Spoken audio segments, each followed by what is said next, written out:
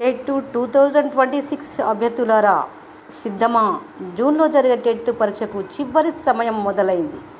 ఇప్పుడు చదివే ప్రతి టాపిక్ మీ టీచర్ ఉద్యోగానికి ఒక అడుగు దగ్గర చేస్తుంది.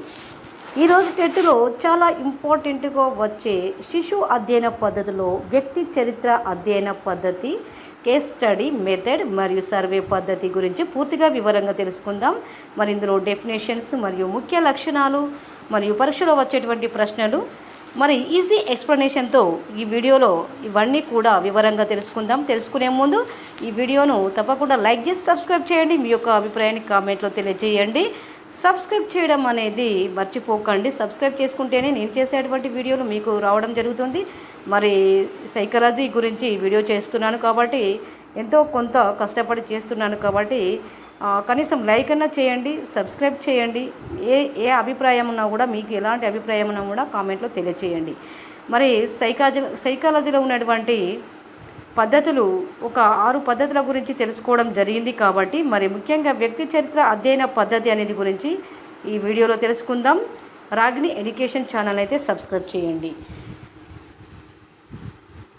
అధ్యయన పద్ధతి వ్యక్తి చరిత్ర కేస్ స్టడీ మెథడ్ అంటే డెఫినేషన్ ఏమై ఉంటుందంటే, ఒక వ్యక్తి, విద్యార్థి లేదా సంఘటనను లోతుగా, సమగ్రంగా మరియు దీర్ఘకాలంగా పరిశీలించి అతని ప్రవర్తన, సమస్యలు, అభివృద్ధి మరియు పరిస్థితులను అధ్యయనం చేసే పద్ధతిని వ్యక్తి చరిత్ర అధ్యయన పద్ధతి అని అంటారు.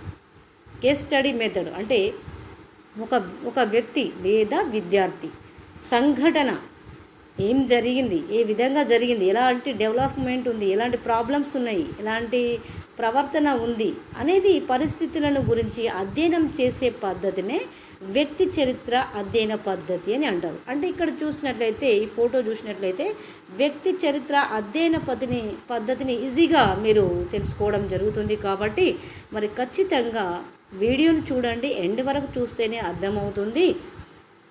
కేస్ స్టడీ మెథడ్ అంటే దీనిని వ్యక్తి చరిత్ర అధ్యయన పద్ధతి అని అంటారు. ఇక్కడ చూడండి, ఒక విద్యార్థి లేదా ఒక వ్యక్తిని మరి ఒక ఉపాధ్యాయుడు మరియు అతని యొక్క లోతు సమగ్రంగా దీర్ఘకాలంగా పరిశీలించి అతని యొక్క ప్రవర్తన ఏ విధంగా ఉంది, అతని ప్రాబ్లమ్స్ ఏంటిది, అనే డెవలప్మెంట్ ఏంటిది, అతని పొజిషన్ ఏంటిది అనేది, అతని చాప్టర్ గురించి మరి ఆ విద్యార్థి యొక్క చరిత్రను అధ్యయనం చేస్తుంది. కాబట్టి దీన్ని వ్యక్తి చరిత్ర అధ్యయన పద్ధతి అంటే కేస్ స్టడీ మెథడ్ అని కూడా అంటారు.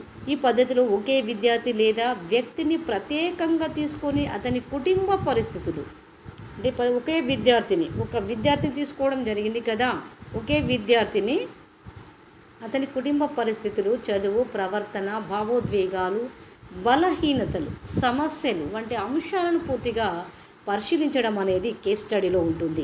ఉదాహరణ చూసినట్లయితే, ఒక విద్యార్థి చదువులో వెనుకబడితే దానికి కారణాలు ఏమై ఉంటాయి?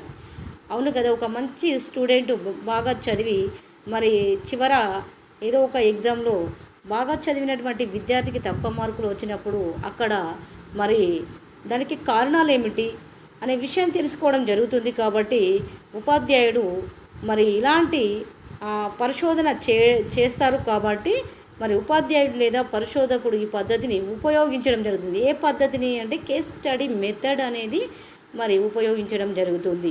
మరి ఆ విద్యార్థి ఎందుకు వెనుకబడి ఉన్నాడు, మరి మార్కులు ఎందుకు రావడం లేదు అనేది మరి తెలుసుకోవడం జరుగుతుంది. కాబట్టి ఈ పద్ధతిని కేస్ స్టడీ పద్ధతి అని కూడా అంటారు. ముఖ్య లక్షణాలు: ఒక వ్యక్తిపై లోతైన అధ్యయనం, పూర్తి సమాచారం సేకరణ, సమస్యల మూల కారణాలు, సమస్యల యొక్క మూల కారణాల గుర్తింపు, వ్యక్తిగత అభివృద్ధి అర్థం చేసుకోవడం, సర్వే పద్ధతి, సర్వే మెథడ్. అంటే ఇక్కడ చూడండి, ముఖ్య లక్షణాలు ఏమై ఉంటుంది? సర్వే మెథడ్ యొక్క ముఖ్య లక్షణాలు. సర్వే మెథడ్ యొక్క ముఖ్య లక్షణాలు చూసినట్లయితే, ఒక వ్యక్తిపై లోతైన అధ్యయనం, పూర్తి సమాచారం సేకరణ, సమస్యల మూల కారణాల గుర్తింపు, వ్యక్తిగత అభివృద్ధి అర్థం చేసుకోవడం, దీన్ని సర్వే పద్ధతి అంటారు. ఒక సమూహం లేదా పెద్ద సంఖ్యలో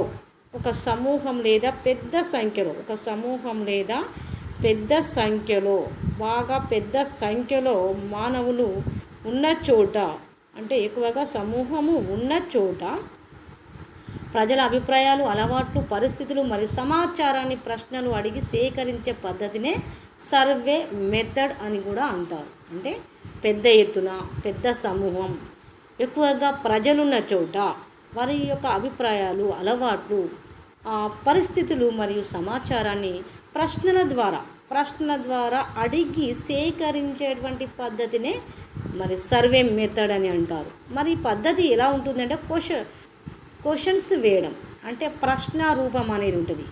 ఇంటర్వ్యూ లేదా ఫారంల ద్వారా ఎక్కువ మంది నుండి సమాచారం సేకరించడం జరుగుతుంది కాబట్టి దీనినే సర్వే మెథడ్ అంటారు. అంటే ఎగ్జామ్ వస్తుంది, ఎంసీక్యూఎస్ ఆప్షన్స్ ఇవ్వడం జరుగుతుంది. సర్వే పద్ధతి అంటే ఏంటిది, ఆ వ్యక్తి అధ్యయన చరిత్ర అంటే ఏంటి, పరిపృచ్ఛ పద్ధతి అంటే ఏమిటి, ఈ విధంగా మరి రావడం జరుగుతుంది. కాబట్టి సర్వే పద్ధతి అంటే ఇంటర్వ్యూ చేయడం లేదా ఫారంల ద్వారా ఎక్కువ మంది నుండి సమాచారం సేకరించడం అనేది జరుగుతుంది. కాబట్టి దీనినే సర్వే పద్ధతి అని కూడా అంటారు. ఉదాహరణకు చూసినట్లయితే విద్యార్థులు ఆన్లైన్ చదువుపై ఏమనుకుంటున్నారు అనే విషయాన్ని తెలుసుకోవడానికి సర్వే నిర్వహిస్తారు. ఏమనుకుంటున్నారు విద్యార్థులు, ఆన్లైన్ చదువులు ఆఫ్లైన్ చదువుల గురించి వరకు తేడా తెలుస్తుంది కదా, కాబట్టి ఏమనుకుంటున్నారు అనేది కూడా సర్వే చేస్తున్నారు.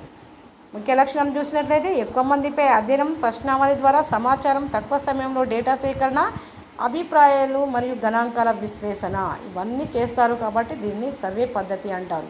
అంటే జనాభా లెక్కల గురించి ఒక్కొక్క ఇంటికి వచ్చి ఒక్కొక్క కుటుంబాన్ని మరి ప్రజలు ఎక్కువ ఉన్న చోట మరి సర్వే చేసి వారి యొక్క అభిప్రాయాలు, వారి యొక్క పొజిషన్, వారి యొక్క అలవాట్లు, వారి యొక్క డెవలప్మెంట్ అనేది కూడా తెలుసుకుంటారు. కాబట్టి ఇలాంటి దాన్నే సర్వే పద్ధతి అని కూడా అంటారు. మరి ఈ విధంగా ఉంటుంది. కేస్ స్టడీ మెథడ్ వ్యక్తి చరిత్ర అధ్యయన పద్ధతి అని అంటే వ్యక్తి ఒక విద్యార్థి లేదా ఒక వ్యక్తినైనా మరి తీసుకొని అతని యొక్క అభివృద్ధి పరిస్థితుల గురించి తెలియజేసేటువంటి దాన్ని వ్యక్తి చరిత్ర అధ్యయన పద్ధతి అని అంటారు.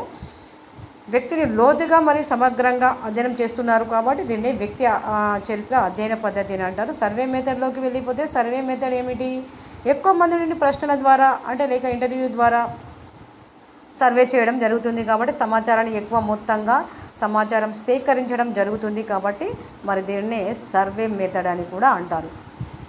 కాబట్టి టెట్ అభ్యర్థులు ఈ వీడియో చూసి లైక్ చేయండి, సబ్స్క్రైబ్ చేయండి, మీ యొక్క అభిప్రాయాన్ని కామెంట్లో తెలియజేయండి. చూస్తున్నారు కానీ లైక్ చేయడం అనేది మరి చేస్తలేరు. ఎందుకంటే ఎడ్యుకేషన్ పైన మరి ఎక్కువగా ఎడ్యుకేషన్ వీడియోలు మరి చూస్తున్నారో లేదో కానీ తెలియదు. కానీ మొత్తానికైతే మరి టెట్ రాయబోయే అభ్యర్థులు మాత్రం తప్పకుండా ఈ వీడియోని చూసి లైక్ చేయండి.